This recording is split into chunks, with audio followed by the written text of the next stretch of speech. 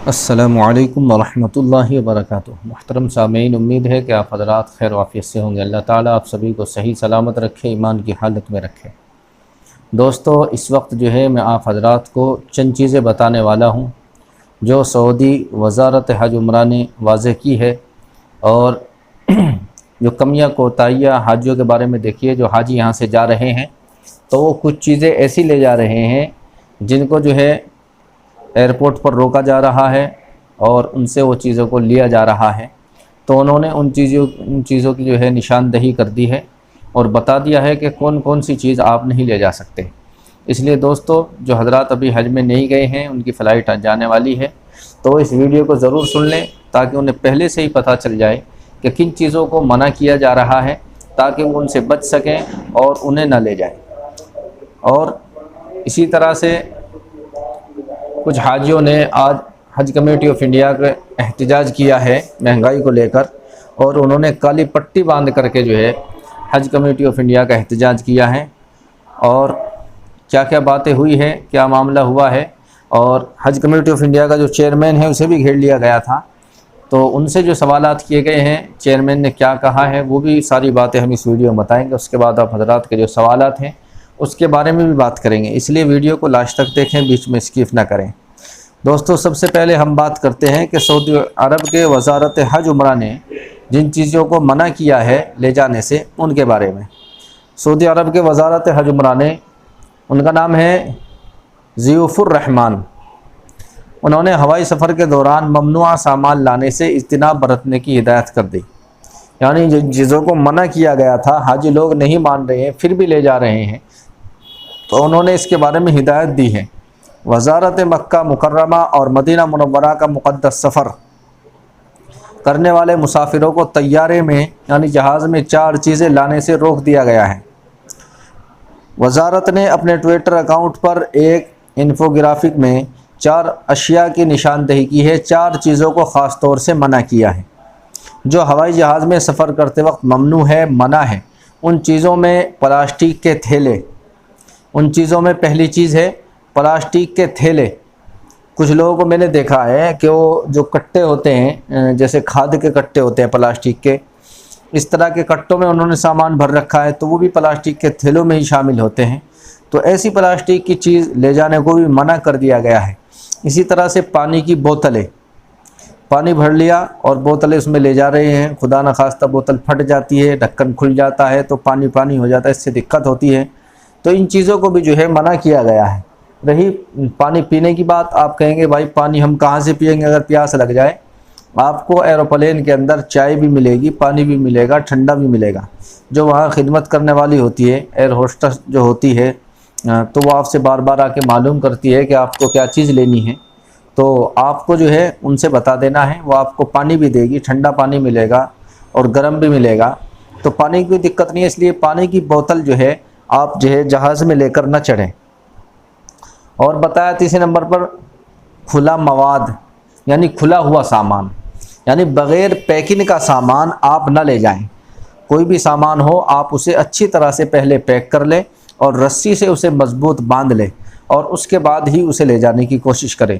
इसी तरह से बेतरतीब और पैक न किया गया मवाद, यानी ऐसा नहीं कि बेढंगा वैसे ही उल्टा सीधा भर रखा है, बल्कि अच्छी तरह से तरतीब लगाकर, तह लगाकर अच्छी तरह से उसे ले जाना है। और कपड़े में लिपटा हुआ सामान शामिल है, यानी कोई ऐसा सामान भी ना हो जो कपड़े में लिपटा हुआ हो, तो उससे शक में आ जाता है आदमी कि पता नहीं अंदर क्या चीज़ लपेट इसमें जो है उसने रख रखी है, कपड़े में लपेट रखी है। इसलिए ऐसी चीज़ों से हमें परहेज़ करना है जो लोग भी हज 2023 में जा रहे हैं। देखिए, हमारी तरफ से हज कमेटी ऑफ इंडिया को कोई तकलीफ़ नहीं होनी चाहिए, वो हमारे लिए ही, हमारी सहूलत के लिए इतना सारा इंतज़ाम कर रहे हैं।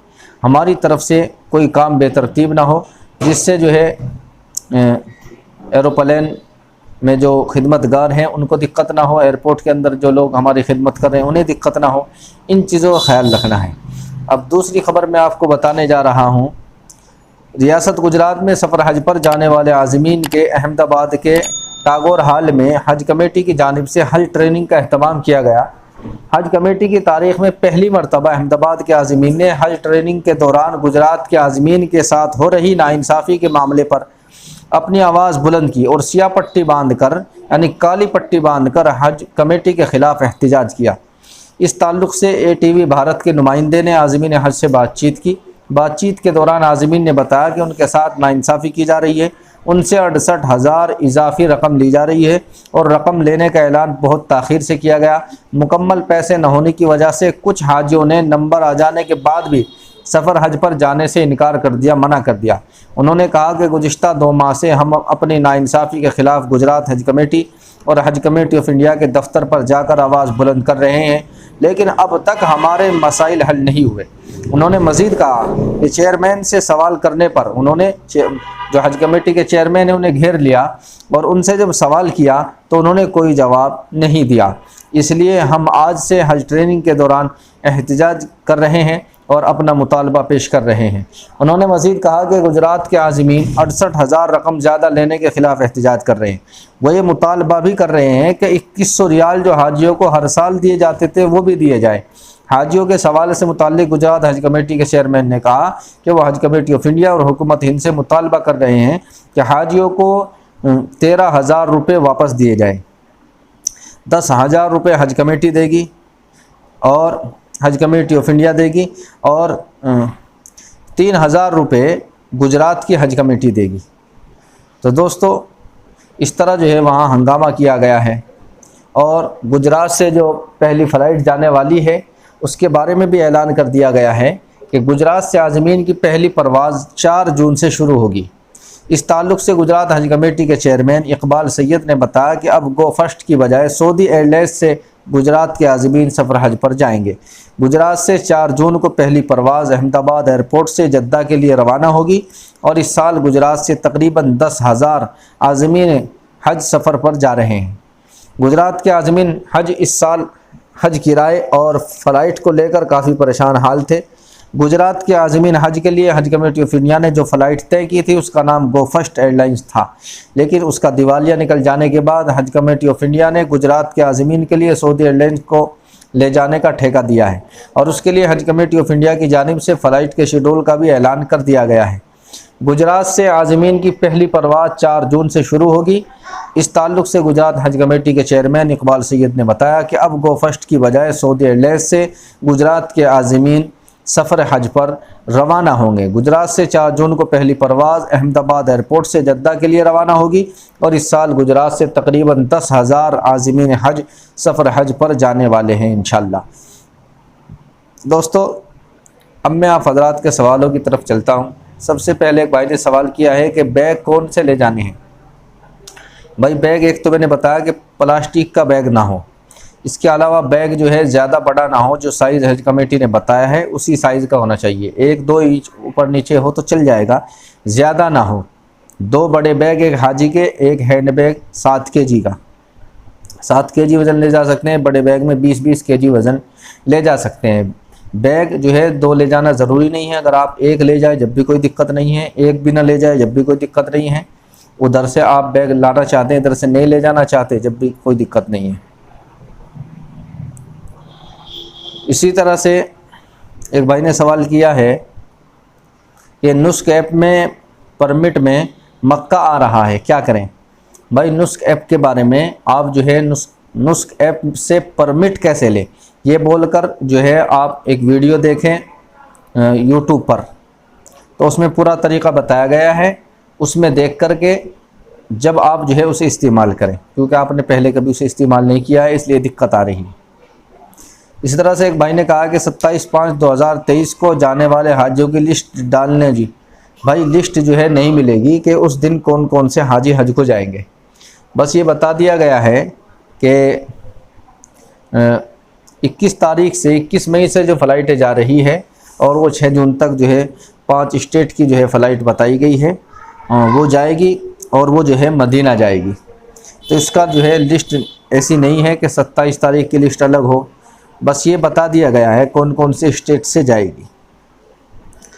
इसी तरह से एक भाई ने सवाल किया है कि हाजी साहब मुझे हैदराबाद से हूँ, आपसे सवाल है मालूम करना है कि मेरा कवर नंबर प्रोविजनली सेलेक्टेड और प्रोविजनली वेटिंग बता रहा है, मतलब क्या है।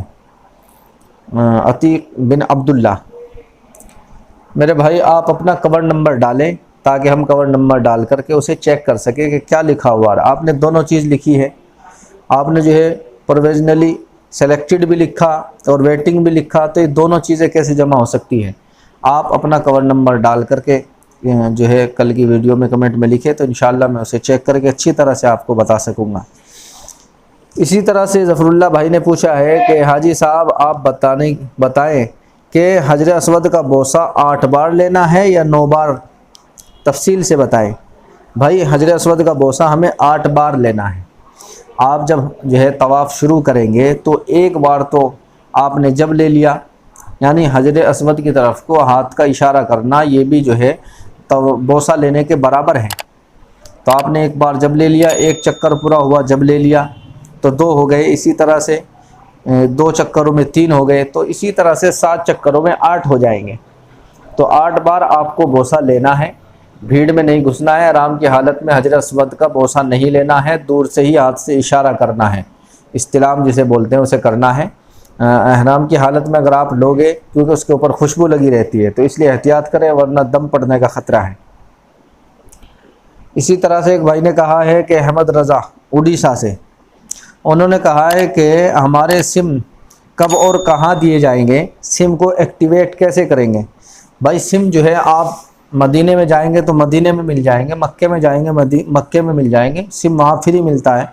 उसमें आपको 10-20 रियाल का रिचार्ज कराना पड़ेगा, और आपको हज कमेटी ऑफ इंडिया की तरफ से जो गले का आई कार्ड दिया जाएगा, उसके अंदर आपका पासपोर्ट नंबर, ये समझिए कि वो आपका हिंदुस्तान के हिसाब से आधार कार्ड का काम वहाँ करेगा। उससे आप कोई चीज़ लेना चाहते हैं जिसमें आईडी की ज़रूरत होती है, तो आपके गले में जो होगी वही आईडी चलेगी और उसी से आपको सिम दिया जाएगा। तो वहाँ जाकर आपको सिम खूब मिल जाएंगे। जगह जगह जो है, जिस तरह से यहाँ छतरी लगा कर बैठे रहते हैं कंपनी वाले, इस तरह से वहाँ जो है मस्जिद हराम के आसपास आपको खूब मिलेंगे। मोबाइली का सिम होता है और जैन का होता है, HTC का होता है, और कई सारी कंपनी वहाँ भी होती है। तो मोबाइली का आप ले लें, अच्छा रहता है, और जैन का भी अच्छा रहता है। इन 2 कंपनियों में से किसी का भी ले लें। इसी तरह से एक भाई ने सवाल किया है कि तवाफ़ ज़ियारत और तवाफ़ विदा में हमें एहराम में करना है या बग़ैर एहराम के करना है। देखिए, तवाफ़ ज़ियारत जो है, अगर आपकी कुर्बानी हो गई है, कंकर भी लग गई है और आपने हलक करा लिया है और एहराम को उतार दिया है, तो आप अपने कपड़ों में जो है तवाफ़ ज़ियारत कर सकते हैं। अगर अभी आपने जो है कंकर नहीं मारी है, कुर्बानी नहीं हुई है, हलक नहीं हुआ है, इससे पहले ही आप जो है तवाफ़ ज़ियारत करना चाहते हैं, तो फिर तो आप एहराम में ही रहेंगे। अभी एहराम आपका उतरा ही नहीं है, तो एहराम की हालत में ही तवाफ़ ज़ियारत करेंगे। तवाफ़ ज़ियारत में सफ़ा मरवा भी दौड़ना है, और यानी सही भी करनी है। और जब तक आपकी कुर्बानी कंकर नहीं होगी, जब तक जो है आप अपने बाल नहीं कटाएंगे। कभी वहाँ जो है तवाफ़ ज़ियारत करने के बाद कटा दें, ऐसा नहीं करना। अगर आपने पहले से जो है कंकर मार ली और कुर्बानी भी कर ली है और हलक भी करा लिया है, तो अब हलक कराने की ज़रूरत नहीं है। और तवाफ़ विदा जो होता है, तवाफ़ विदा आपके जब आप घर आएंगे, तो जब आने से पहले आप करेंगे। जैसे आपको जाना है तो आप जो है तवाफ़ कर करके और आप जो है चले जाएँ। जैसे अगर आपकी फ़्लाइट बिल्कुल सवेरा की है कि सुबह वक्त नहीं मिलेगा, तो ईशा के बाद करके चला जाए। आखिरी जो आपका तवाफ़ होगा वो तवाफ़ विदा कहलाएगा।